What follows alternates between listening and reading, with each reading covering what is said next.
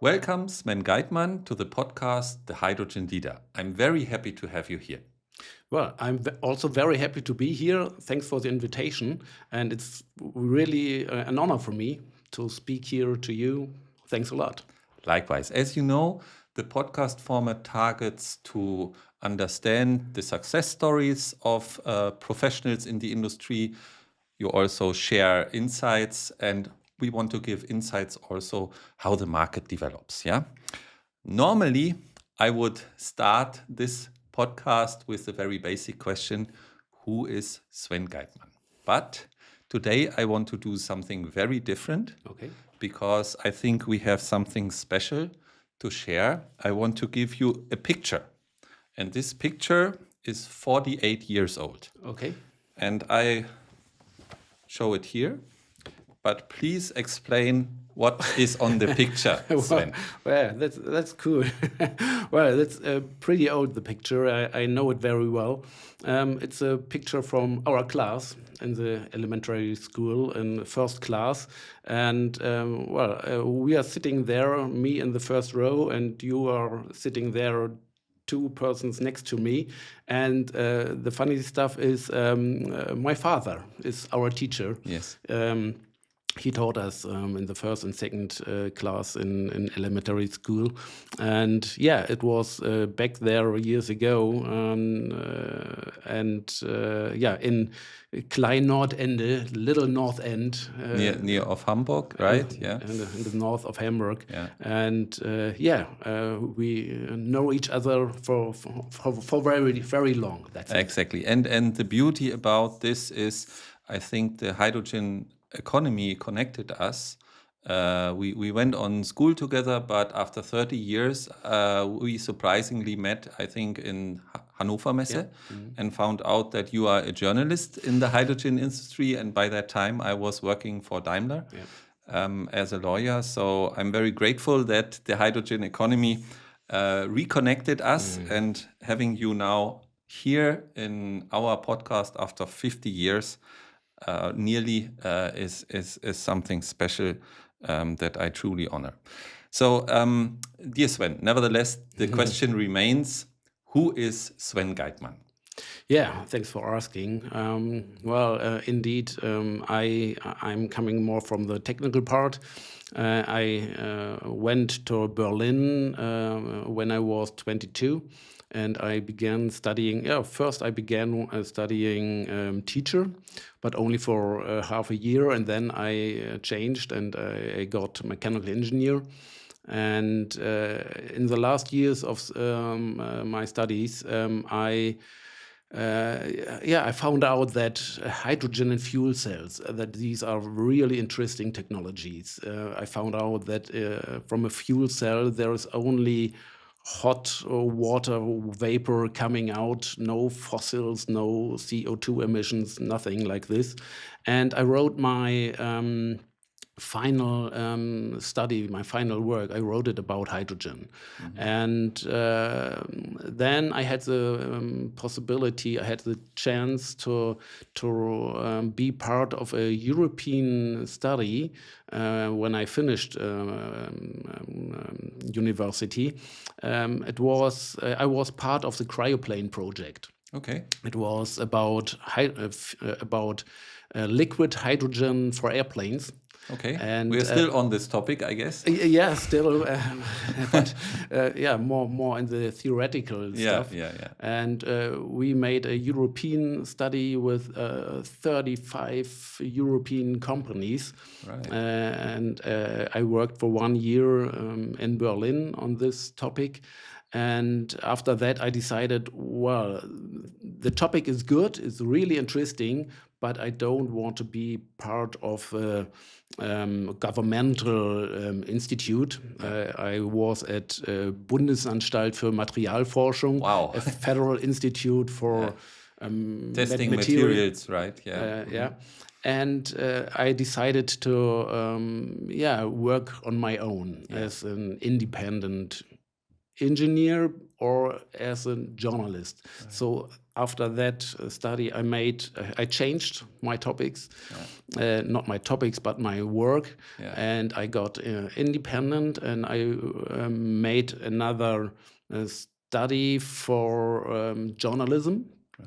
And then after some, I wrote a book about hydrogen fuel cells. These were the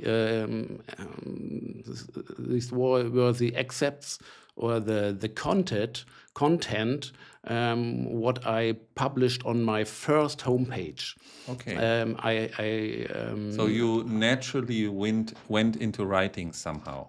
That's it. I also worked for H2 Expo, H2 Expo, in the first years in 2001 and 2. There was a H2 Expo in Hamburg, and there was a H2 report, and I wrote for the H2 report, and more I went to journalism, and in 2004 I founded a publishing house, Hydroguide Verlag, and I got deeper and deeper in the hydrogen journalism part.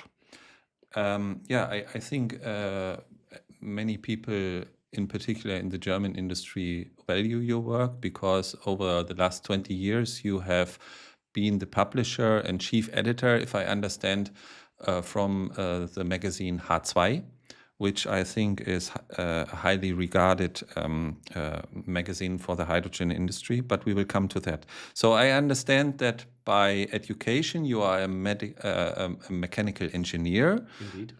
You could have started working for a big corporate, working on fuel cells, but you decided to go into writing and creating your newspaper. Wasn't that a little bit boring, or did you feel that your initial publications made an impact? What was the reason why you decided that you want to do that? Well, my thoughts were that I didn't want to work as a mechanical engineer because I didn't want to build a machine which is larger, more powerful, and so on. This gigantism, everything getting larger and stronger. I decided, no, there are good guys and a lot of persons who are really good in this, and I'm more interested in writing about what others are doing. And first of all, I had the chance to be the chief editor for a LPG magazine. Okay. And this was only a short version.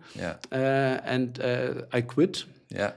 Because I recognized, no, that's the wrong topic. There is still, it's still fossil. There is CO2 emission. There are CO2 emissions and so on. So I quit, and only some weeks later, I got a call, and the publishers from H2 Tech, H2 Tech, they asked, hey, Sven, you are working with hydrogen.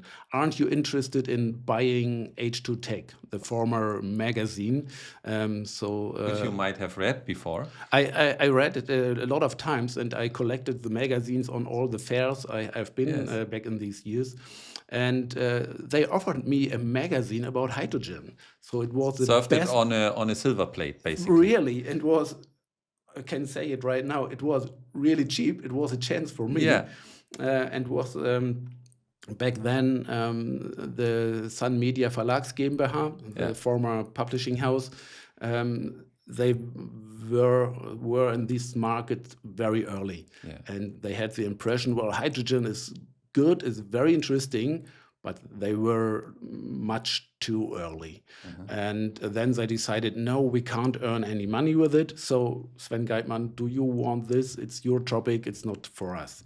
And then I said, yeah, well, very well. I really bought this, and I'm very happy with this.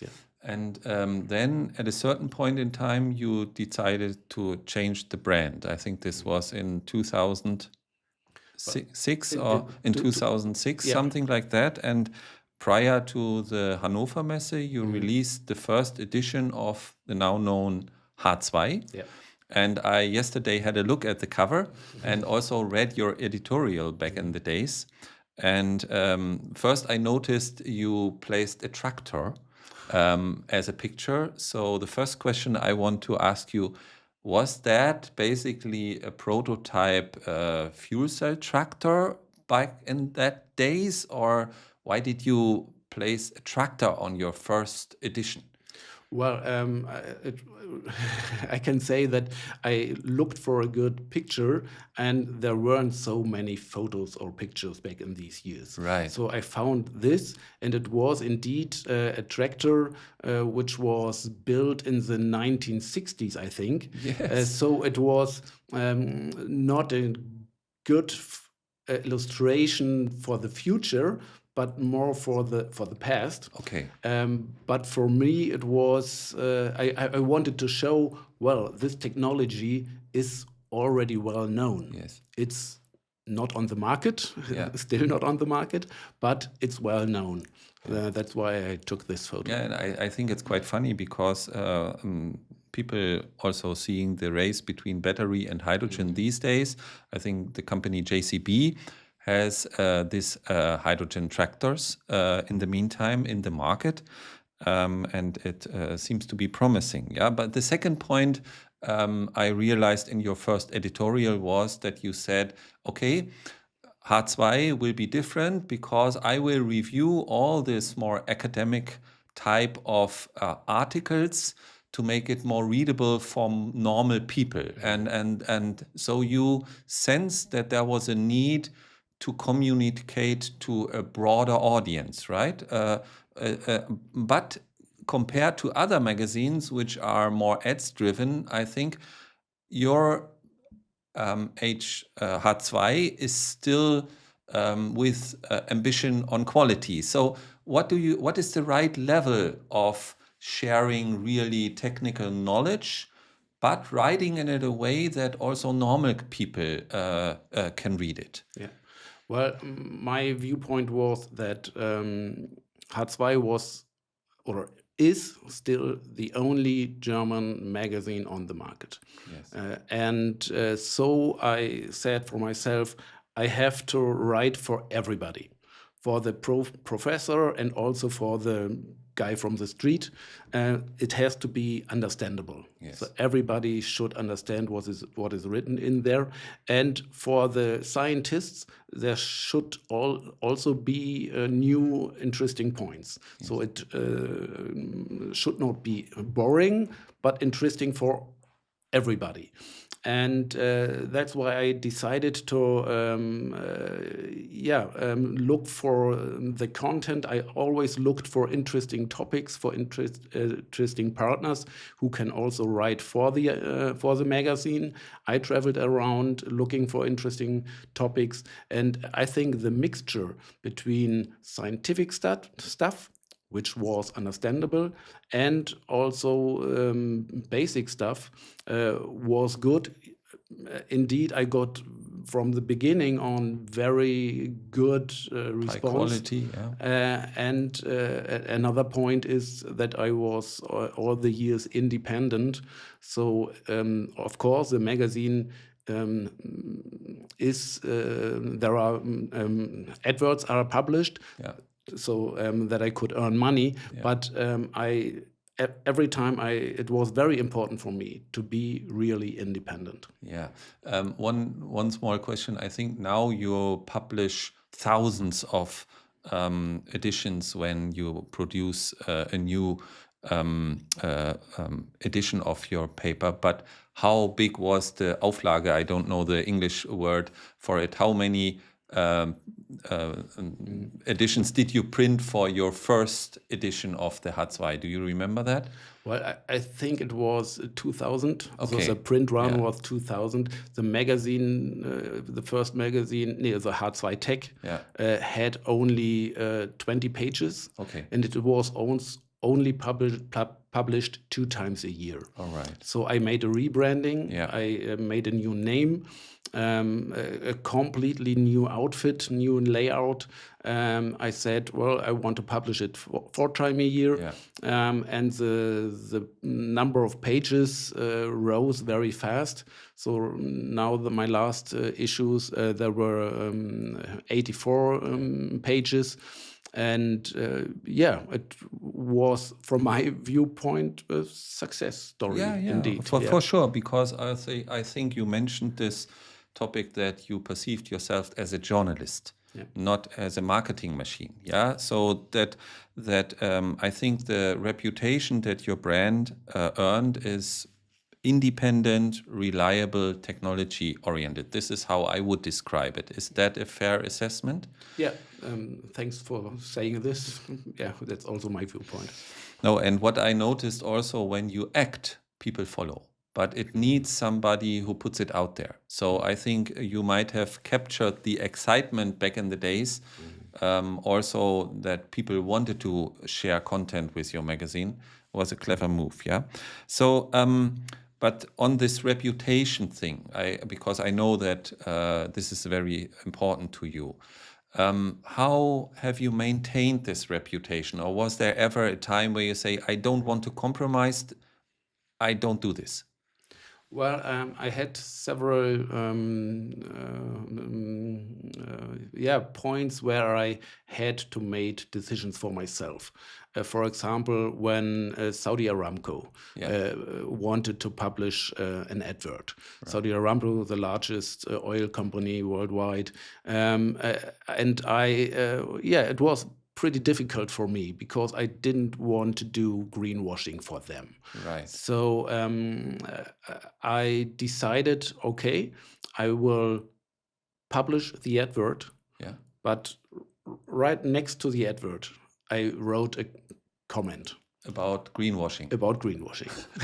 What did they say? Nothing. Okay. They paid I expected that they won't pay the bill, but nothing happened. Yeah. And for me, I took the money and I transferred it to an association. So I didn't took the money for me, but for I think it was for Future Association, or I don't know exactly. Yeah. But I didn't want to have the money from the oil company. Okay. So, and this was a way for me to maintain your independence somehow, to stick to your values, basically. Yeah, this was very important for me. Yeah. Oh yeah, I could imagine. So coming more to the content side, if I were to ask you, or now I do, what was the most exciting interview that you ever had? Yeah. Well, I think it was the interview with the former Minister of Economics, Robert Habeck. Oh, really? Yeah. I made an interview with him. I met him several times in Schleswig-Holstein and the northern part of Germany. And I think he's a really nice guy. I had the chance to talk to him several times. And I also think that he made very good politics. But other people might have other impressions. But I made an interview with him, and this was really an honor for me. So I also placed his portrait, his photo on the cover of this magazine. Right. And to have somebody like him in the magazine. And when this happened, the Green Party wasn't really pro-hydrogen. Right. For years, they were very skeptic. Okay. So this was a really interesting interview. And then years later, he changed his viewpoint, and he was very pro-hydrogen. Yeah. And that was brilliant. In which year was that interview? How long is that ago? Because he was very active. This is what I remember in politics, also on hydrogen, in the later years of his administration. Yeah. But it's back in the days, basically. You spotted this. I think it's 10 years ago. Oh, really? Yeah. So. Okay, so there he was a normal politician No, from no, no. It was when he was minister. Sorry, so it must in be 6 years, eight okay. ago. I don't know exactly. Yeah. Okay, okay. And I could imagine as a journalist, you talk to thousands of people. And I think as you want to publish something reliable, you always need to check, are these guys telling me the truth? Right? And I wonder how you find out, because you need to apply trust. Otherwise, the people will not tell you something that you can write, but you probably need to validate also your stories. How do you deal with this? Yes, indeed. Very often I got letters or emails from guys who are telling me, well, I made a new development and you have to publish this or that. And I have different persons around me Yeah. to ask them, so what is your impression from this technology? And sometimes when there was a new development, a new technology, which sounded good, and then I made wrote an article about it, but I always mentioned that there might be risks or there might be points which are not clarified already. Right. So it was very important for me to be really transparent, to tell everything I know, so that the readers know that They need to assess this still. yeah. Yeah, that you don't paint a hurrah picture, which turns That's it. out to be not so hurrah. Yeah, that's it. Yeah. But I also think as a journalist, you are probably like a Trüffelschwein on the hunt for the next big story. Yeah. So is there a story where you found out basically that you have discovered something unique, which when you published it really made waves? Do you remember a thing that you really found and then it was really impactful story?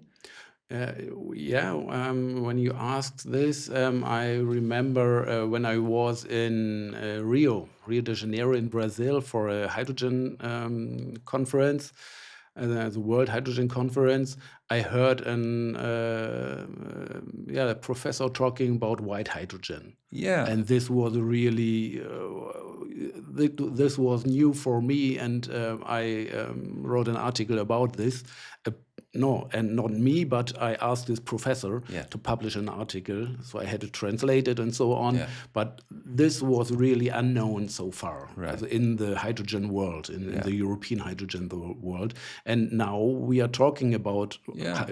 white hydrogen. Yes. This is really, I'm still thinking this is a really interesting story. Another story is By the way, we did a podcast with one of the leaders in this sector on cool. white hydrogen from Green Investors. Yeah. And we will put a link in the comments in the description so that everybody sees our very deep hydrogen, white hydrogen podcast as well. And for those who don't know, it's natural hydrogen, which is just like oil and gas under the earth, and you can drill it. And I think there is a lot of excitement now and a lot of investments. Some call it the new gold rush, right? But that is something you spotted on a trip in Brazil, and then you informed the industry about this new trend, right? Yeah. Okay, you wanted to share another one. Another one is what I heard the last month, and I also had an article in my last H2 issue in March this year. It's about iron pellets from the company Ambertech to transport iron pellets. Not to transport hydrogen, but if you transport iron pellets, you can use hydrogen on this place or on that place. And you can ship iron pellets really easy by ships or whatever. So the delivery might be very easy. And this might be changing, world changing. Yeah. Yeah, there are also Australian Chinese company offering this. Yeah, so and this is basically what you feel under your responsibility to find out something relevant, right? Yeah.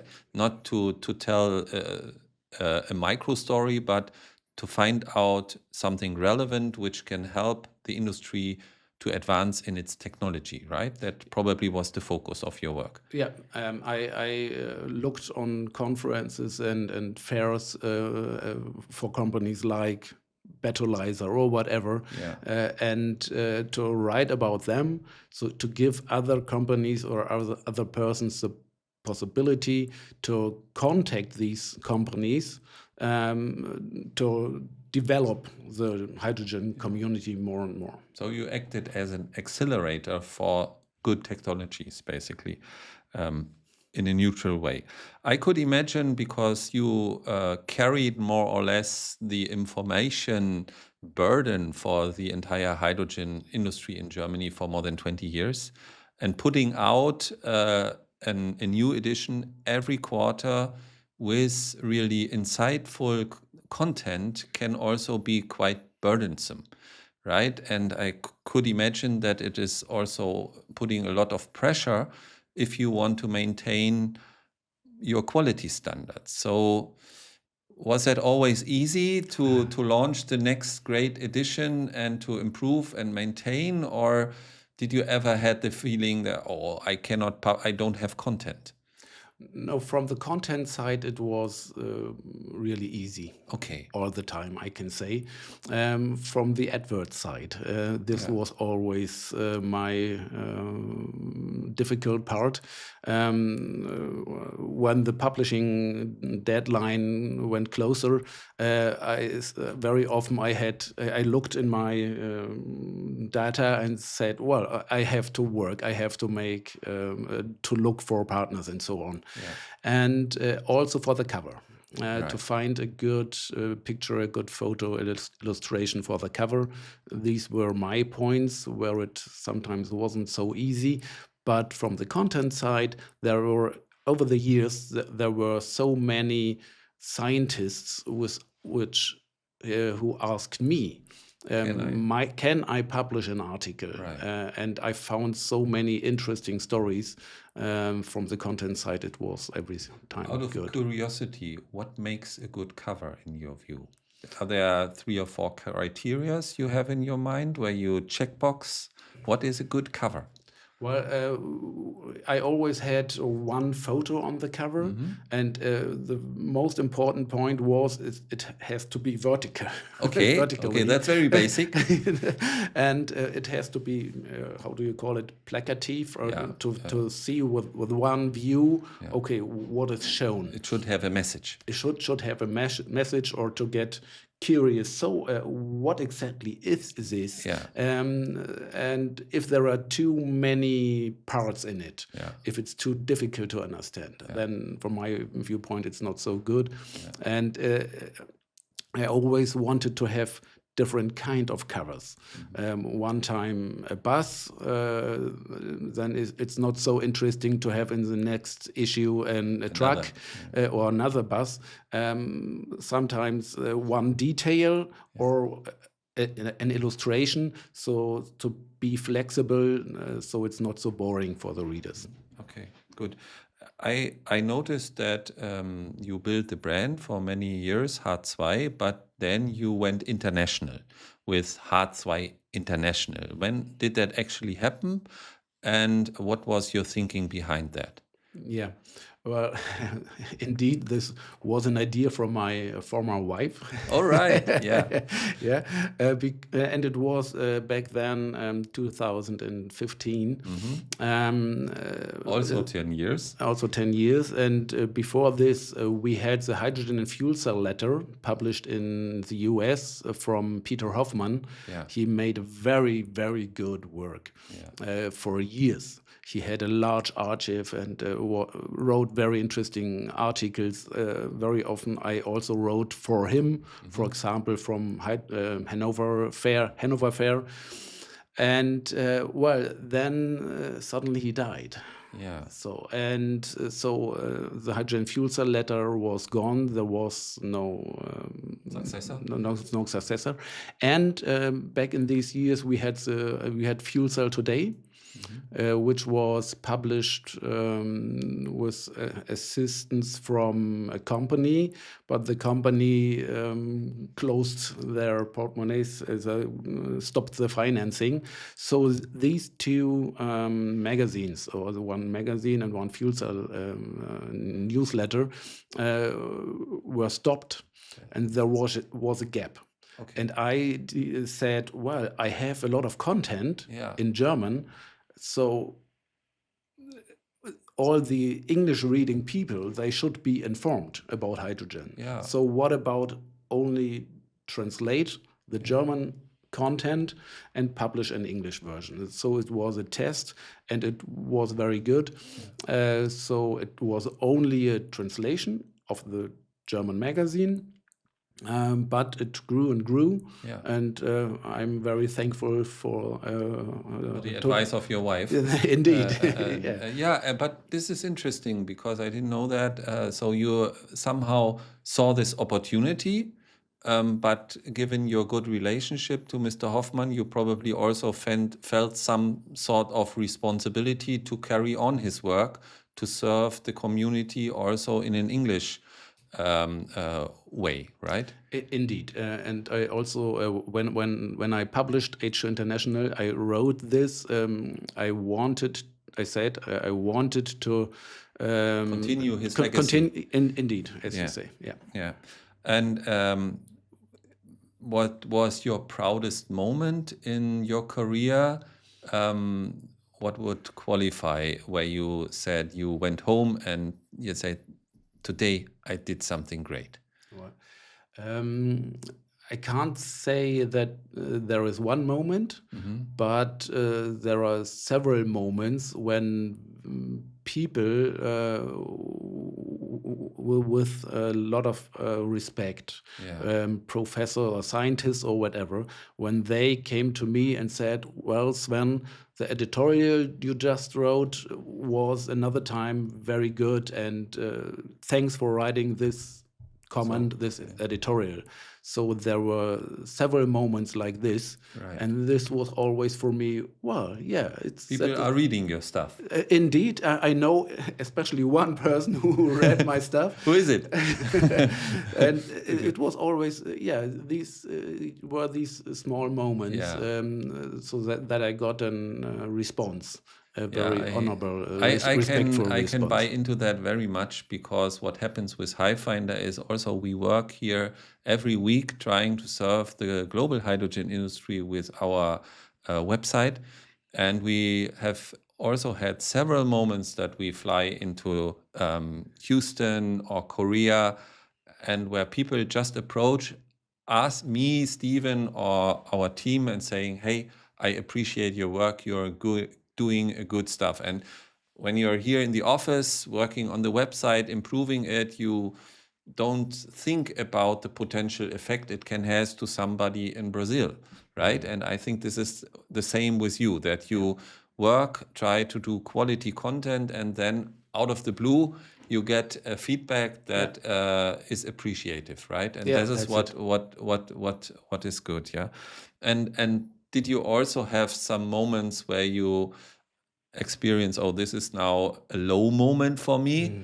Why has that happened, and how did you overcome this? Because I think doing business is not a very linear, always pleasure story. It's really hard also sometimes, right? Yeah, well, as I just mentioned, there were several moments when I realized, okay, with this issue, I will not earn enough money, so I have to look for some more adverts. Right. So this is the normal work, so this is okay. But in the end, I can say there were some more moments when I realized my curiosity, my interests, writing one more time about this topic, about that topic, traveling here or there. I've been to so many fairs and conferences and so on, and writing about so much stuff Yeah. that it's not so new anymore. Yeah. So So you felt the curiosity was lacking a little bit Yeah. to be excited another time. Indeed, the excitement over the years got less and a bit more less, and that was when I decided, well, okay, perhaps it's the time to make a change. Right. And then it took some months and years to realize this and to say, okay, yeah, what about selling H2, H2, and changing for another path and making something different. So that wasn't easy. So I think you published this in the course of this year, that you sold this your baby, basically your legacy, to a very reliable publishing house, right? Please explain. So we understand now from your words that somehow the regular excitement about the daily news was going down, and it needed time to reflect and act upon it. Yeah, but then it was a good decision. Please explain. Yeah, it was a long process to realize this, and then to make first steps. Well, how can I do this? How do I really want this, and how can I do this? Speaking with other publishing houses, so who might be interested. I didn't want to sell H2 to a large publishing house which is publishing hundreds of magazines and is only going for money. So I spoke to some smaller publishing houses which I knew before this, and then whether I found they would have interest in taking over your magazine, basically. And then I had the chance to speak to different publishing houses, and we clarified some points, and then in the end I found Gentner Verlag, and they are also sitting here in Stuttgart. And I'm very glad that I found them, or they found me, whatever. But now I know that H2 and also H2 International, they are both in very good hands, because Gentner Verlag and the whole team, they want to fulfill what we started. So that's, I'm very glad that. No, I'm very happy for you that everything went well in that regard. So this gives us a big opportunity to talk very freely about the hydrogen economy without any responsibilities anymore. Because I think what is very unique is you always had this attitude to remain independent, and probably to every story you also had your own view, whether you believe it or not, and you need to be responsive to not overwrite or oversell a story. So I would be interested, with all your experience, what is your current view about the hydrogen economy as it stands today? Well, in the hydrogen economy, we are always telling the story, hydrogen will come in 5 years. And 2 years ago, we thought, well, all these hypes we had, now they are gone. Now we have a boom, a hydrogen boom. Now the hydrogen economy will start for real. And right now we realize, no, it was another hype, and the market is still not here. It might start, but there won't be a boom. And right now there is a lot uncertainty. Everybody is holding his money, and doesn't want to invest, not only in Germany, but also in Europe or worldwide. There are so many crises, and I think we have to wait still for some month or years, and I'm very confident that there will be a ramp up, Yeah. but it will take much longer than we expected. Yeah. We expected the ramp up several times. Yeah. When I started with hydrogen and fuel cells, it was 1997. We thought, well, in the year 2000, there might start something. Well, okay, perhaps in 2004. Yeah. Or 2007 or 10 or 14 or 17 or 2020. We always thought, well, in 5 years or in 3 years it will start. And we are still at this point. And now we say, for example, well, the hydrogen trucks, there is a small ramp up, but very slow. So now I would say in 2030, there might be a real ramp up. So another 5 years. And so you mentioned that there were many hypes, and this is basically when expectations exceed reality. But I think after these hypes, you often have also the opposite, a too big low. Yeah, a down cycle where everybody is so frustrated that they don't think that there is a future. And I wonder, as you have seen so many cycles, whether you can have spotted certain indicators for these, both the hype and the low part. Yeah. So, are there any patterns that you can share, which helps us interpret where we are currently? Well, every time when we had a hype and we got a low, some companies quit. This was also in the early 2000 years.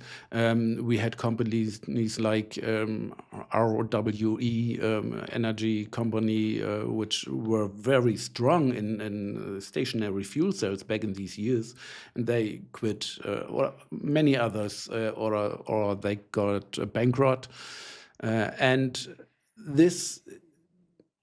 Well, these weren't large numbers, but some companies, they didn't have the money to extend their development or their work, and then they had to quit.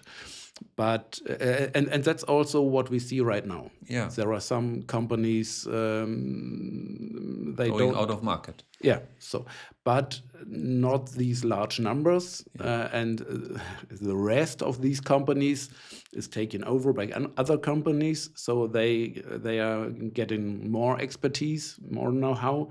So we see the same pattern all of the years. As you mentioned it, we have a hype.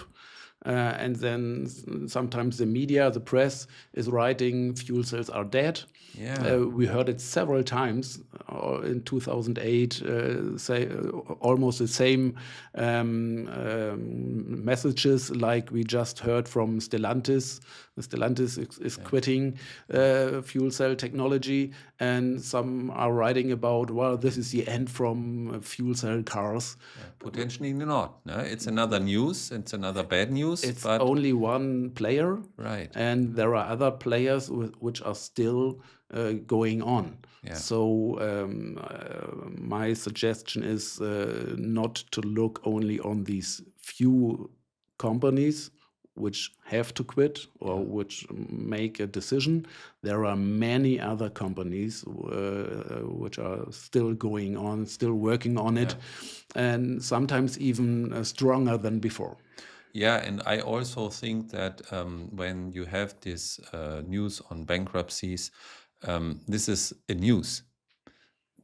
Just continuing working will never justify a new article, right? So the press, the media is full of breaking news about something to write, and this sells much easier than a proper article. A certain company is continuing its work, right? indeed. So we need to be mindful with reading that. There is another big player in the market, and I would describe it as the politics. Yeah, both in Germany but also internationally. And you worked in Berlin, and you mentioned that you had good connections to the government. So how important is the government for this industry? And what do you see currently, or what is the main focus that you're currently seeing from the German or the European government? Yeah. Well, I'm very glad that hydrogen has arrived in the top politic. So years ago, we were speaking only in our bubble. And then years ago, with Chancellor Merkel and the former Minister for Economics, Altmaier, they said, yeah, we want to support hydrogen, we want hydrogen. Germany got the national roadmap, the hydrogen roadmap, and Europe has a roadmap for hydrogen. So, and we have worldwide more than 50 countries which have a hydrogen roadmap. So it's clear. We will, hydrogen will come, but we don't have a commitment from the new government right now. So what Mrs. Reiche and Chancellor Merz, they don't speak very enthusiastic, and they for me they for example, Chancellor Merz, he seems not to be so good informed about hydrogen. Mrs. Reiche is good informed, but she's going more to the natural gas path. And especially Germany needs a commitment from the German government. And that's what we are still waiting for. And if we see that more money will be spent, then the companies may make their final investments decisions, and then the ramp up might start. But without commitment, it's getting... On your topic that the Chancellor might not be informed, I would question that, because one of our prior guests shared that before he was elected, there was a big event with many CEOs of over many hours, where Mr. Merz asked many good questions, and our guest had the feeling that he really understood the industry. And it's quite interesting that you're now saying this, because we've seen this too often as normal people, that people are elected in power and then act very differently when they are in power, right? And I think, so it's interesting. I also will have a chance to write a column in the next H2 about this weird situation. Some people might want to read it, but I also have my view on this, because basically what we need is clarity now. Do we do the energy transition with hydrogen or not? But what is not good is uncertainty. And I think we need clarity. We need a clear signal. And other countries are giving this clear signal, and then the market has the certainty whether to invest or not. But this is, I think, now very important. Another topic that I sense, and you mentioned that somehow the industry are living in a bubble. I personally think that also our industry has not yet found its way into the heart and the life of the normal people. Because we are still discussing B2B stuff, and I think if we want to get the society interested for what we are doing, we need to communicate better. Is that something that you are also passionate about, or is this who should do this? Is this the government? Should we do this? What is your view on this? Yeah, it's a very important point. Thanks for asking, because there is a large gap. Nobody, or almost nobody, is informing the public. So, and I tried it with H2 to publish a magazine. Was what is understandable. So a lot of students and also the interesting elderly people, they are reading H2 very often. So to inform all the public out there. And I'm asking myself this question very often. So who is doing this? It's not coming from the politics. Unfortunately. Yeah, so but it's also not done in schools. Only very slow or not large enough, not strong enough. So that's one of my points where I'm just thinking about where I want to go in the future.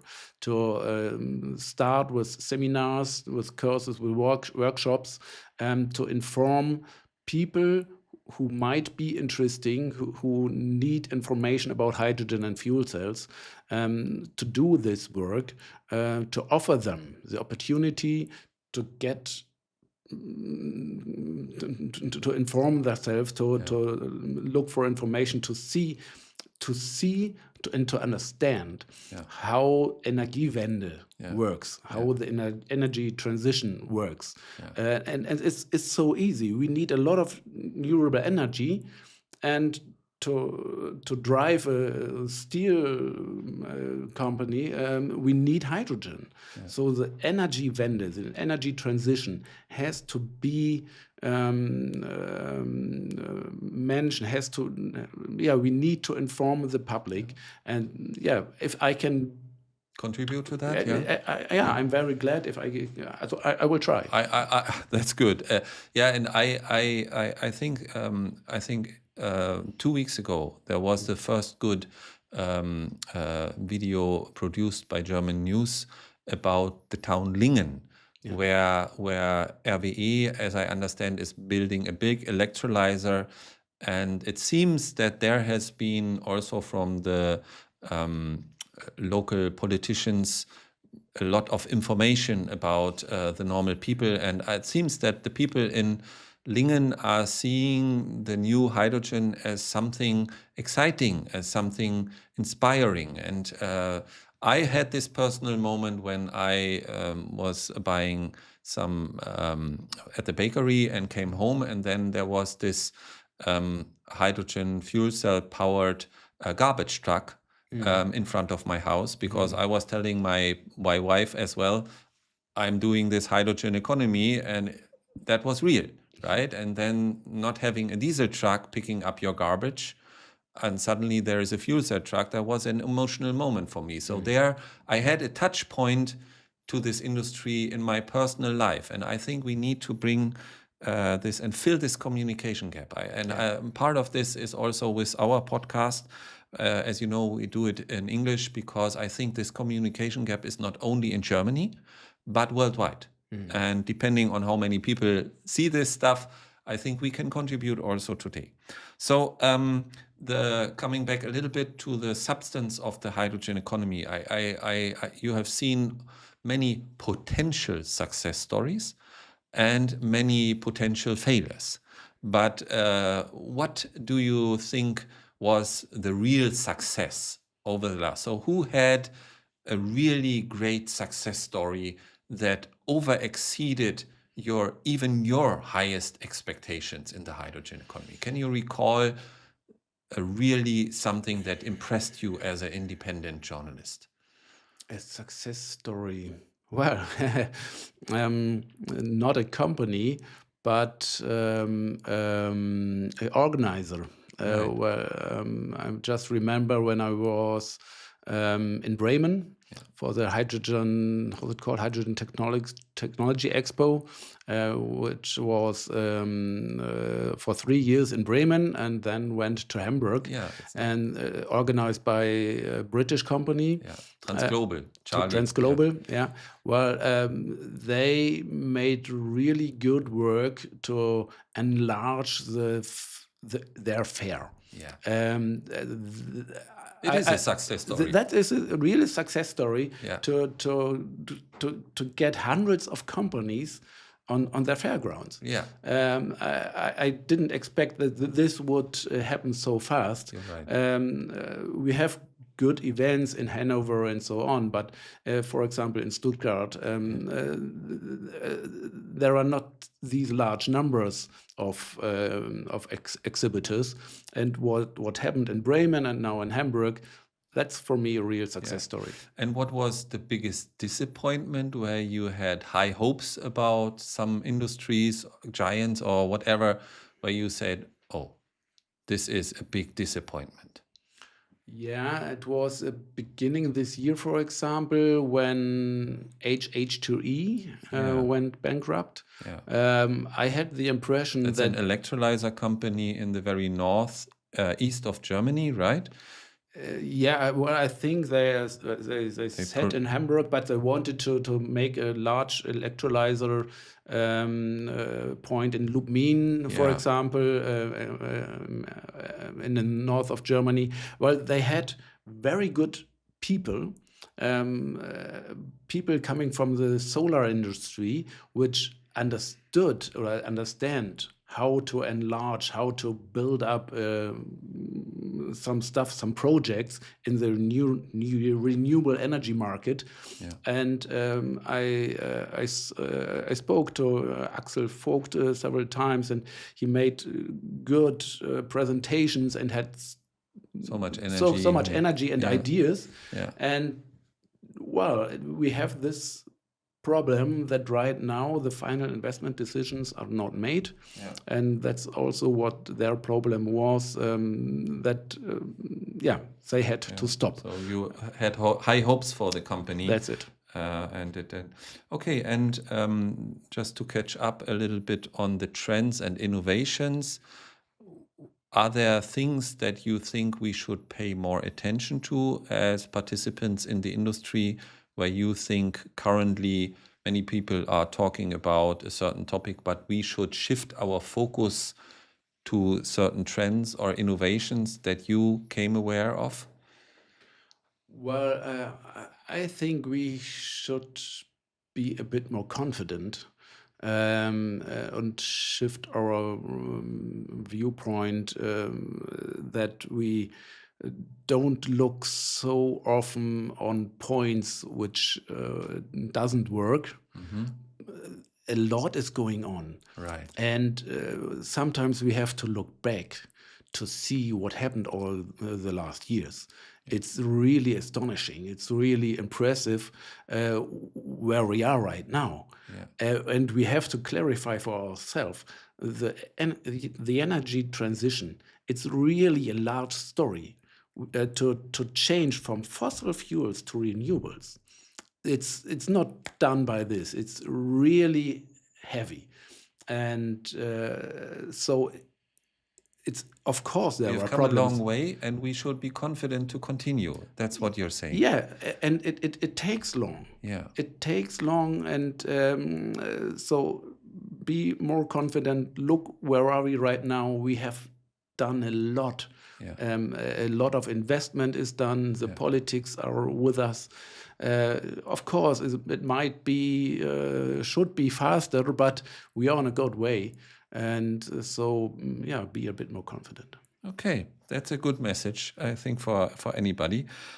You mentioned that you sold your baby to Gentner Verlag, and by the way, we are very happy that we are partnering with them as Highfinder. They help us, we help them. I think it's a great story, and thank you also for making the connection, dear Sven. But now you are up for a new chapter. You mentioned already your passion to somehow contribute to educating, to fill this communication gap with basic training. So what is next for Sven Geitmann? Where is your focus? Yeah. Well, right now I'm doing some work for H2. I'm still working together So you're with the still team. connected? I'm still connected, Yeah. and there are a lot of areas where I want to help them, giving advices and so on. So I'm there in the team. I'm part of this team still, and it's also good for me to have a bit more time right now, Yeah. not to have this pressure publishing the next issue. Yeah. And so I'm right now going more in the sector consulting, doing consulting for companies, for initiatives. So I want to offer my knowledge, my expertise to who is asking. Yeah. And I also want to do education, offering seminars, workshops. We just talked about it. So to inform the public and also the experts, offering different kind of workshops. So there will come some more in the next month. Yeah, I'm very curious what will So happen. this means Sven Geitmann will stay connected to Of the course. hydrogen economy, but with another role. And I think the hydrogen economy needs good advice, and be it strategically or be it on the communication part. Probably our government also can get some advice from you. Yeah. So this is great. So that you share and give back your knowledge as a hydrogen trainer. I'm very looking forward. And is this a plan, or do you already have some events scheduled which people can really look what you offer? Yeah. Well, I'm starting in September with the first small workshop, seminar for the basic information. Where is that taking place? It will be take place in the at Hydroguide Verlag in Berlin. In Berlin, and I'm just thinking about doing some more workshops, for example, in Cologne, or might be German all over Germany. If there is interest, I can also come to companies to offer them a training in their companies. So if a company who is not yet hydrogen ready, That's it. they can also contact you and say, Sven, we want to onboard in this industry. Can you develop a company specific problem to help our people learn what is important in this industry? So that is another one that you would be willing to offer. Yeah.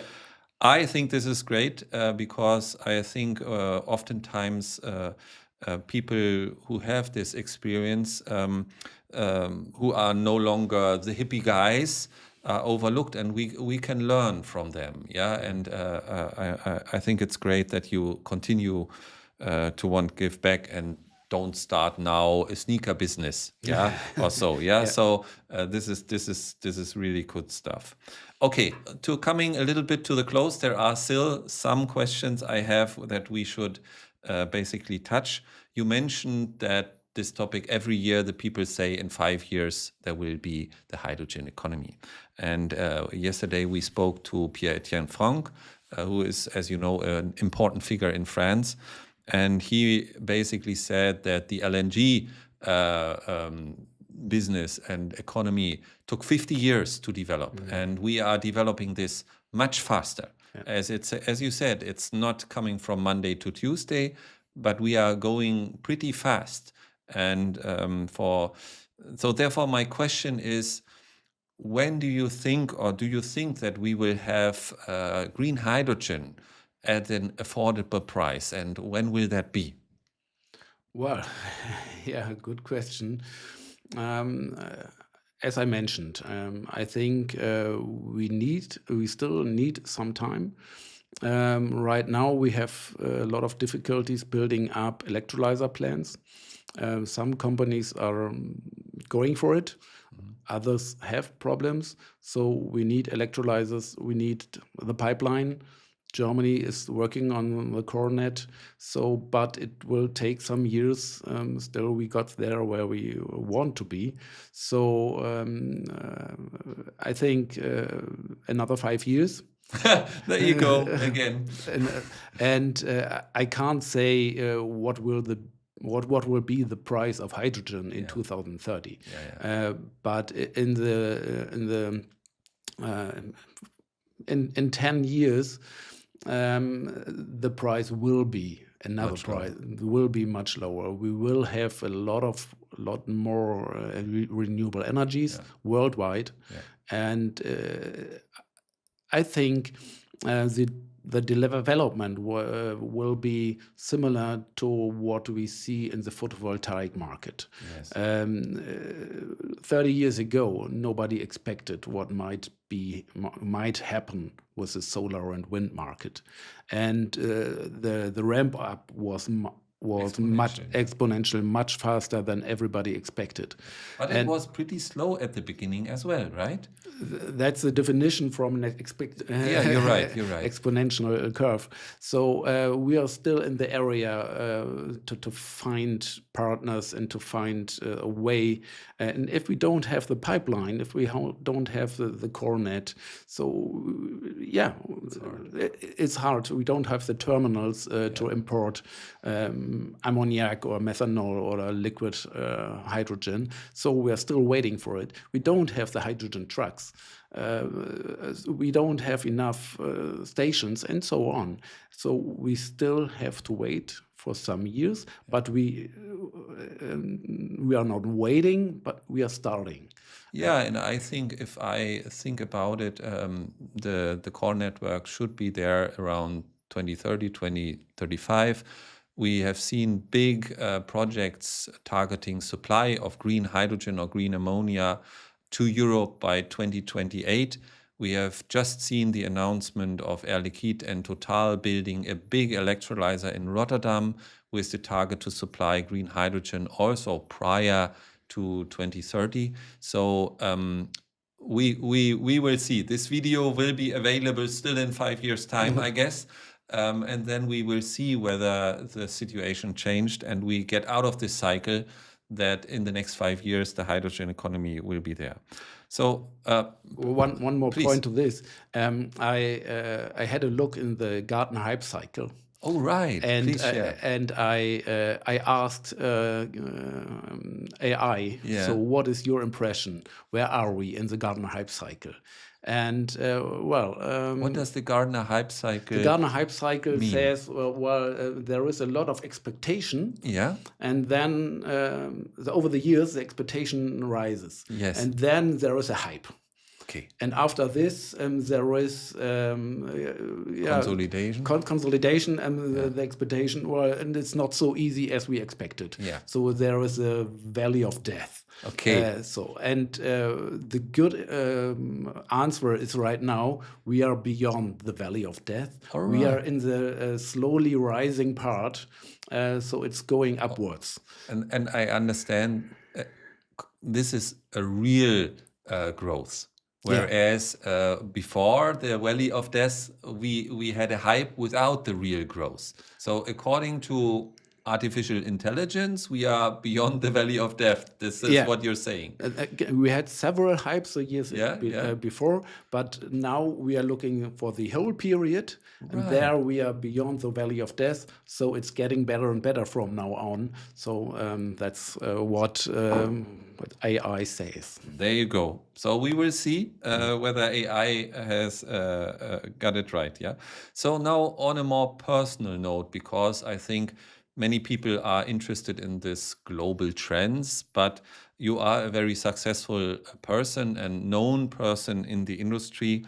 What are the key messages to young professionals who are inspired by your work? To put a newspaper out on hydrogen for Indian professionals, for example. Yeah. So what are the key messages how people can be successful these days in the hydrogen economy from your point of view?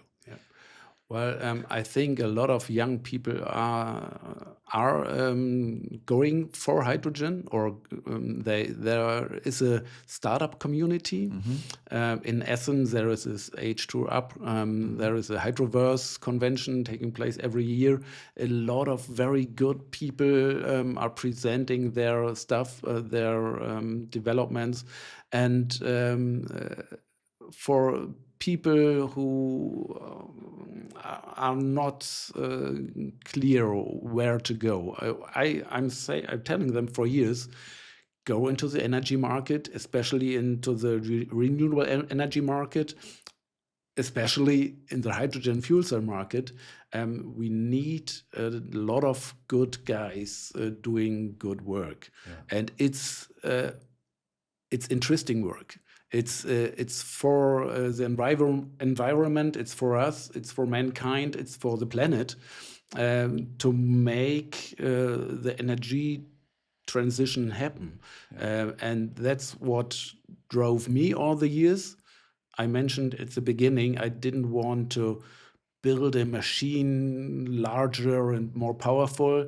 No, I wanted to do something With purpose. With purpose. Yeah. So, and that's what drove me all the years. I knew it's something with purpose. It's not only for me.